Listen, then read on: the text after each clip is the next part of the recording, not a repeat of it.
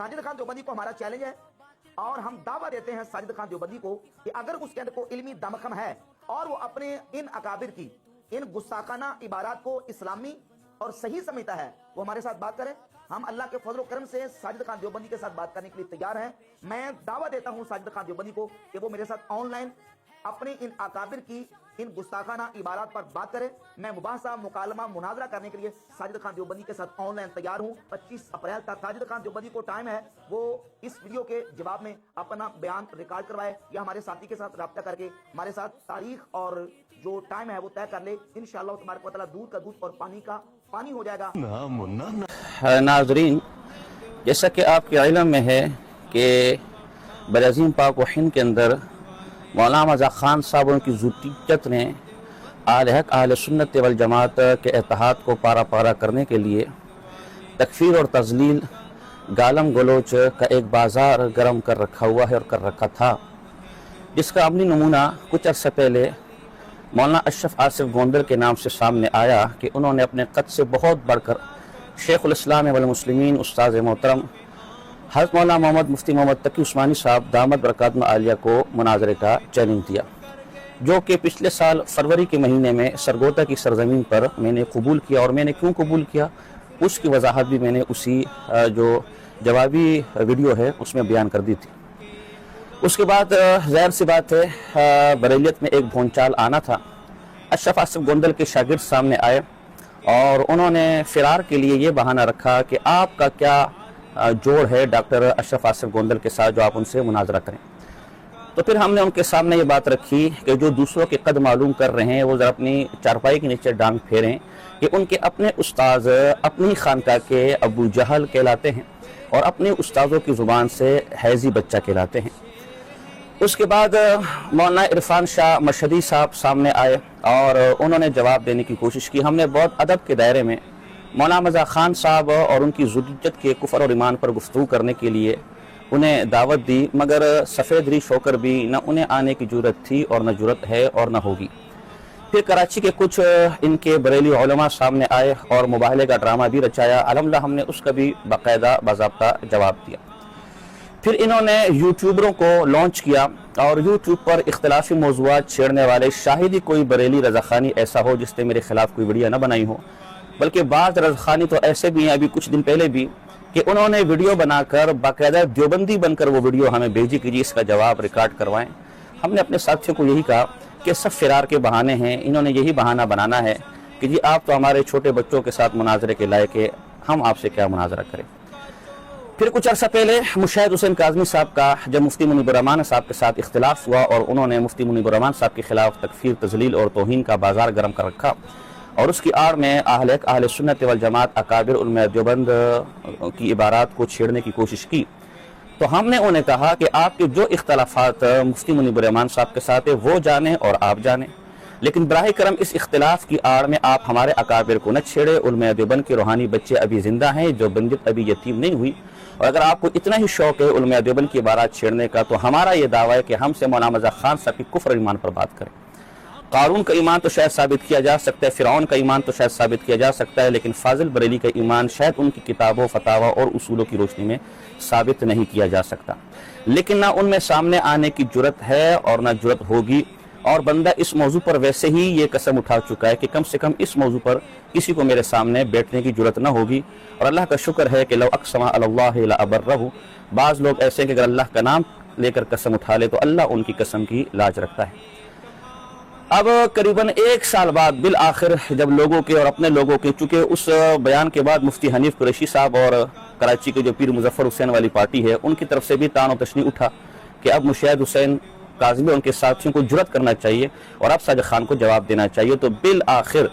اپنی رسوائی پر پردہ ڈالنے کے لیے قریباً 1 سال بعد مفتی راشد رضوی آج سامنے آئے. میں آج مسلم شریف پڑھا کے جب ظہر کے بعد گھر کی طرف آیا تو ان کی ویڈیو ہمارے مفتی صاحب نے بھیجی. میں بڑا خوش ہوا کہ شاید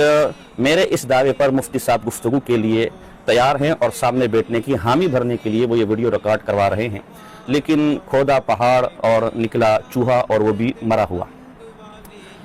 مفتی صاحب اول تو آپ کو اس بات کی وضاحت کرنی چاہیے تھی کہ آپ ہی کیوں،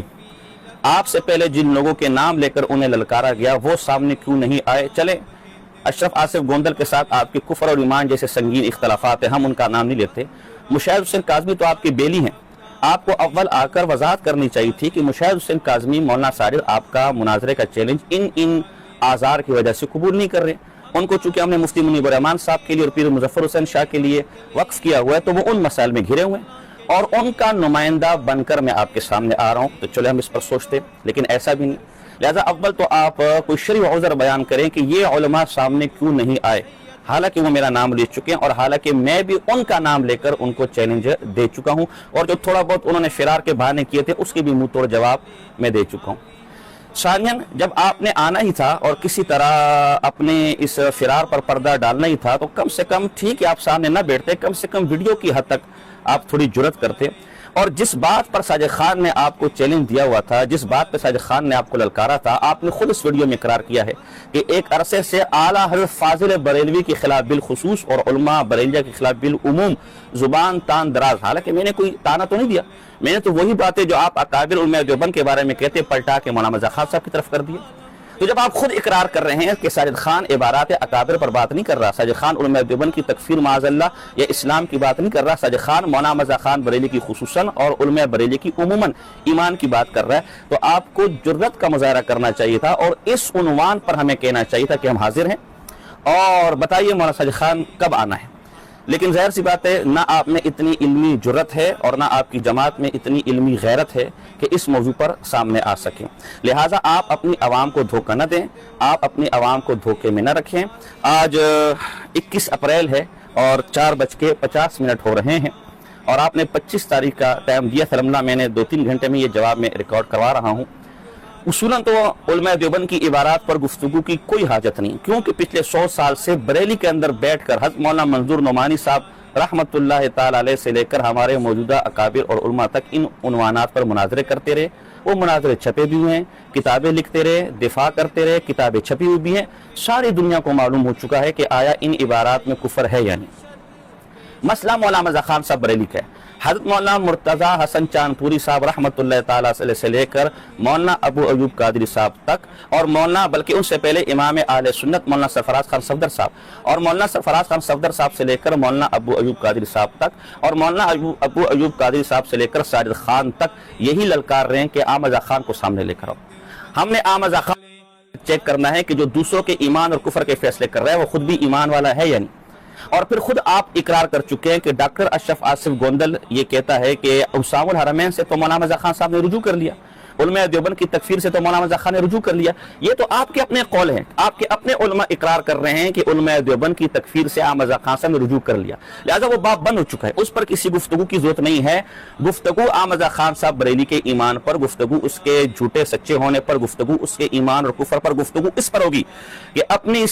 صدی میں سب سے بڑا اللہ اور اس کے رسول صلی اللہ علیہ وسلم کا گستاخ مولانا مرزا خان صاحب ہیں، اللہ اور اس کے رسول کو معاذ اللہ ثم معاذ اللہ ننگی گالیاں دینے والا، ان کی شان میں گستاخی کرنے والا مولانا مرزا خان صاحب بریلی بھی ہے۔ لیکن چلے، ہم وہ لوگ نہیں ہیں جو فرار کے مختلف بہانے بنائیں۔ میں آپ کے فرار کے تمام راستے بند کرنے کے لیے ساجد خان نقشبندی آج 21 اپریل کو، آپ نے 25 اپریل تک کا وقت دیا تھا، آج 21 اپریل کو 4:52 ہو رہے ہیں، میں کھلے دل کے ساتھ اکابر علماء دیوبند کی عبارات پر، حسام الحرمین کی ترتیب پر مناظرے کے لیے تیار ہوں،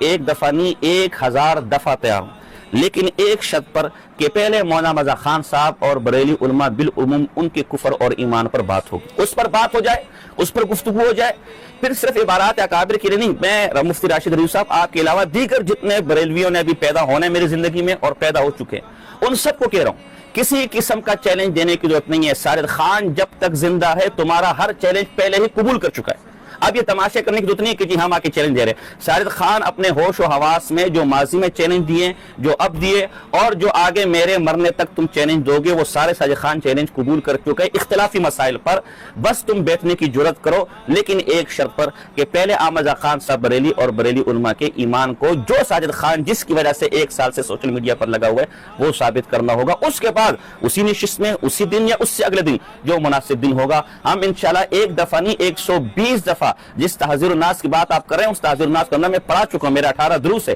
میں اس تحذیر الناس کے دفاع میں کتابیں لکھ چکا ہوں۔ الحمدللہ ہم اپنے اکابر سے پیچھے ہٹنے والے نہیں ہیں، ہمیں شرح صدر اپنے اکابر کے ایمان پر، تقوی پر، للہیت پر، طہارت پر، اور یہ شرح صدر ہم نے اپنے اساتذہ سے اور اپنے اکابر کی کتابیں پڑھ کر۔ لیکن آپ لوگ زہر کا پیالہ تو پی لیں گے، لیکن احمد رضا خان بریلی اور بریلی علماء کی کفر اور ایمان اور گستاخیوں پر ہمارے ساتھ بیٹھنے کو کبھی قطعاً تیار نہیں ہوں گے۔ کیوں نہیں ہو رہے؟ اس کا عذر، شرعی عذر آپ بتا دیں، پھر ہم اس دعوے کو بھی چھوڑنے کے لیے تیار ہیں، اور آخری علی سبیل تنزل، آخری کوشش میں ہم عبارات اکابر علماء دیوبند کی جو عبارات ہیں اس پر بھی گفتگو کرنے کے لیے تیار ہیں۔ لیکن پہلے یہ بتائیں کہ مشاہد حسین کاظمی اور جن کو ہم نے چیلنج دیے وہ کہاں ہیں؟ وہ کیوں سامنے نہیں آئے؟ آپ کیا بن کر ان کی طرف سے سامنے آئے؟ ایک اور نمبر دو، ساجد خان بقول آپ کے جس آلت پر زبان تان دراز کر رہا تھا اس آلت کو چھوڑ کر آپ علماء دیوبند کی طرف کیوں فرار اختیار کر رہے ہیں؟ اور دوسری بات